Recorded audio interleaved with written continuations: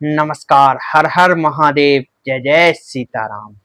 तो भक्तों, आज श्रावण मास के शुभ अवसर पर भगवान शिव का शुभ दिन सोमवार के दिन मैं शुरू करने जा रहा हूँ श्री रामचरितमानस का पंचम सोपान सुंदरकांड। तो भक्तों, जुड़िए मुझसे और हम सत्संग करते हैं सुंदरकांड पर। भक्तों, मैं सुंदरकांड शुरू करने जा रहा हूँ। मैं तो अभी बालक हूँ। मेरे गलतियों पर ध्यान न देकर मेरे भाव और मेरे प्रेम पर ध्यान दीजिएगा। हम प्रेम और भाव और भक्ति से श्री रामचरितमानस का सत्संग करेंगे। रामचरितमानस में स्वयं कहा गया है कि जो बालक कर तो तरी बाता, सुनहि मुदित मन पितु अरु माता। जो बालक जितनी तोतली बाता में, तोतली बात में अपने माता पिता से बातें करता है, माता पिता उतने ही प्रसन्न होते हैं। इसलिए मैं कहूँगा कि अपना छोटा भाई, अपना छोटा सखा, अपना पुत्र जानकर मेरी गलतियों को क्षमा कीजिएगा। तो चलिए शुरू करते हैं श्री रामचरितमानस। यह रामचरितमानस वो ग्रंथ है कि स्वयं शंकर जी भी कह रहे हैं, मेरे भोलेनाथ भी कह रहे हैं कि मन कामना सिद्ध नर पावा, जो यह कथा कपट तज गावा। वो व्यक्ति सारी सिद्धियों को प्राप्त कर लेता है, उसकी सभी मनोकामनाएं पूर्ण हो जाती हैं, जो कपट को त्याग कर यह कथा श्रवण कर लेता है। तो अनायास ही आज वो भोलेनाथ की कृपा से मेरे मन में आया, क्यों ना श्रावण सोमवार के दिन से यह राम कथा रूपी निर्मल गंगा का भक्तों के बीच में सत्संग के द्वारा हम यह कथा श्रवण कराई जाए। तो चलिए भक्तों, शुरू करते हैं श्री रामचरितमानस पंचम सोपान सुंदरकांड। जय जय सीताराम। श्री गणेशाय नमः। श्री जानकी वल्लभो विराजते। श्री रामचरितमानस पंचम सोपान सुंदरकांड।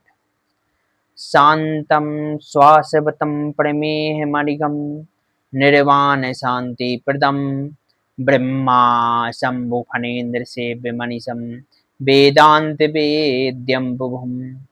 रामाख्यं जगदीश्वरं सुरगुरुं मायामनोस्यं हरिं वन्देऽहं करुणाकरं रघुवरं भूपालचूडामणिम्। शांत, सनातन, अपरिमेय, प्रमाणों से परे, निष्पाप, मोक्ष रूप परम शांति देने वाले ब्रह्मा, शंभु और शेष जी से निरंतर सेवित, वेदांत के द्वारा जानने योग्य, सर्वव्यापक आने जो सभी जगह व्याप्त हैं, देवताओं में सबसे बड़े, माया माया से मनुष्य रूप में दिखने वाले, समस्त पापों को हरने वाले, करुणा की खान, रघुकुल में श्रेष्ठ तथा राजाओं के शिरोमणि राम कहलाने वाले जगदीश्वर की मैं वंदना करता हूँ। जय जय सीताराम।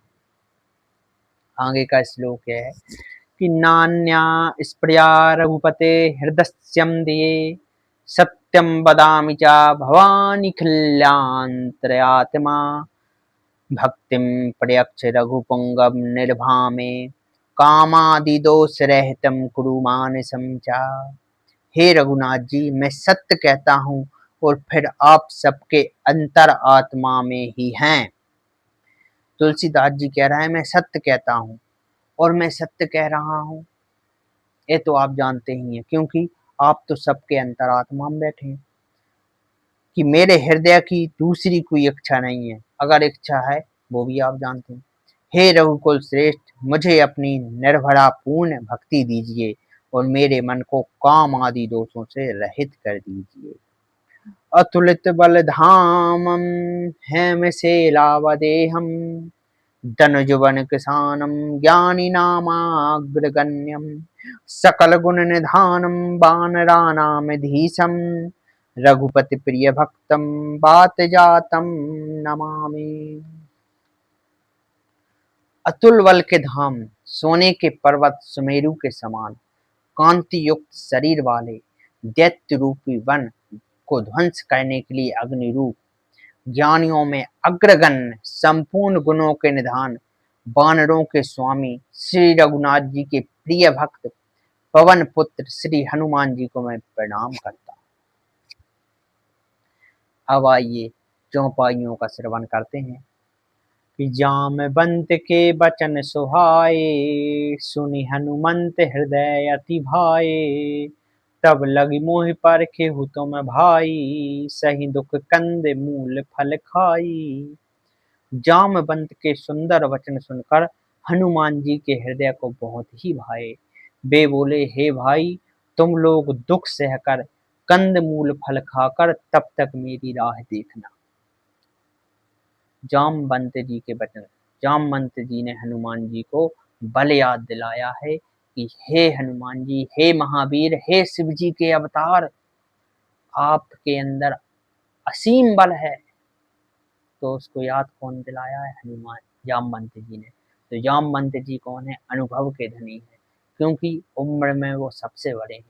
यही सुंदर कांड की सुंदरता है कि युवा रूपी हनुमान जी, अनुभवी रूपी, वृद्ध रूपी जामवंत जी के वचन सुनकर प्रसन्न हो रहे हैं। यही हम सबको शिक्षा लेनी चाहिए। हमको भी सबका सम्मान करना चाहिए। हमसे जो बड़े हैं उनके वचनों को आदर पूर्वक सुनना चाहिए। तब लगिया बंसी तहि देखी, होहि काजू मोहे हरष विशेषी। यह कहनाए सबन कहु माथा, चलिउ हरष ही धरि रघुनाथा।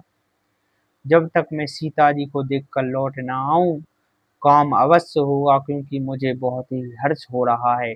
यह कहकर उन सबको मस्तक नवाकर तथा हृदय में श्री रघुनाथ जी को धारण करके हनुमान जी हर्षित होकर चले गए। सिंधु तीर एक भूधर सुंदर, कौतुक कूंद चढ़हु ऊपर। बार बार रघुवीर सवारी, तरकु पवन तनय बल भारी। समुद्र के तीर पर एक सुंदर पर्वत था। हनुमान जी खेल से ही अनायासी कूद पर उसके ऊपर जा चढ़े और बार बार श्री रघुवीर का स्मरण करके अत्यंत बलवान हनुमान जी उसी वेग से उछले। जेहि गिरि चरण देई हनुमंता, चलिउ सुगा पाताल तुरंता। जिमि अमोघ रघुपति करवाना, ये ही भांति चलिउ हनुमाना। जिस पर्वत पर हनुमान जी पैर रखकर चले, जिस पर वे उछले, वह तुरंत ही पाताल में धस गया। जैसे श्री रघुनाथ जी का अमोघ बाण चलता है, उसी तरह हनुमान जी चले। रघुनाथ जी, जब समझो हनुमान जी रघुनाथ जी के बाण हैं, ते रघुनाथ जी नहीं मानो छोड़ो हो। जल निधि रघुपति दूत विचारी, ते मैं नाक हो श्रम हारी।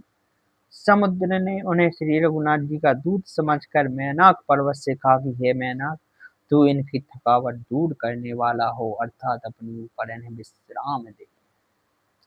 समुद्र ने मैनाक पर्वत से कही कि ये राम के भक्त हैं, इनको अपना, इन्हें विश्राम दो, ये थक गए होंगे। तो हनुमान तेहि परसा, कर पुनि कीन्ह प्रणाम। राम काजु कीन्हे बिनु, मोहि कहाँ विश्राम। हनुमान जी उसी हाथ से छू दिया, फिर प्रणाम करके कहा, हे भाई, श्री रामचंद्र जी का काम किए बिना मुझे विश्राम कहाँ। यानी कि हनुमान जी ने मन में दृढ़ निश्चय कर लिया है कि जब तक काम पूरा नहीं होगा, विश्राम का नाम नहीं लेना है। लक्ष्य तय कर लिया। यही अपन लोगों को करना चाहिए। एक लक्ष्य तय कर लीजिए कि इसको पूरा करना है, जब ही विश्राम लेना है, जब ही हम बैठेंगे। जब तक लक्ष्य पूरा नहीं होगा, जब तक कोई विश्राम नहीं, निरंतर चलते ही जाना है। कोई कहे मैनाक जैसे पर्वत आए, हनुमान जी से कहा विश्राम कर लीजिए, पर हनुमान जी ने विश्राम नहीं किया। यह सुंदर कांड का पहला दोहा हम और आपने बड़ी धैर्य पूर्वक इसको सुना। अब कल इससे आगे सत्संग को हम कल बढ़ाएंगे। आज के लिए इतना ही। हर हर महादेव। जय जय सीताराम।